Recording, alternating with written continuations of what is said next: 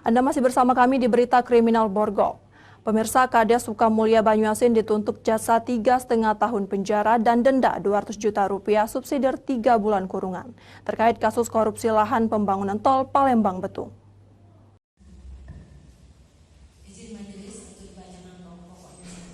Pengadilan Negeri Tipikor Palembang menggelar sidang kasus dugaan tindak pidana korupsi pembangunan jalan tol Palembang Betung dengan terdakwa Abdul Qadir Effendi, seorang Kades Sukamulya Banyuasin.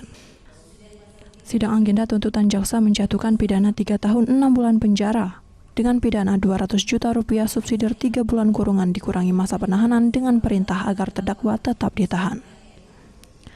Jaksa menyatakan terdakwa Abdul Qadir Effendi untuk membayar uang pengganti Rp854.088.800. Jika terdakwa tak membayar dalam 1 bulan setelah putusan pengadilan, maka harta benda miliknya disita untuk dilelang.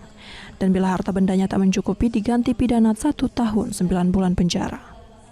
Selain itu, JPU juga menyatakan bila terdakwa tak bayar uang pengganti tersebut, maka uang tunai 30 juta rupiah yang dititipkan kepada penuntut umum dirampas untuk negara.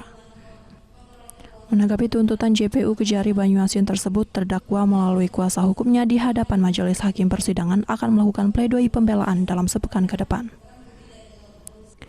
Sebelumnya, terdakwa diduga melakukan tindak pidana korupsi terkait lahan pembangunan jalan tol Palembang Betung dengan modus membuat surat pengakuan hak meminta ganti rugi di lahan tanah lokasi yang akan dibangun tol sebesar 600 juta rupiah. Padahal lahan tersebut adalah milik pemerintah. Dari Palembang, Guntur Yansyah, iNews melaporkan.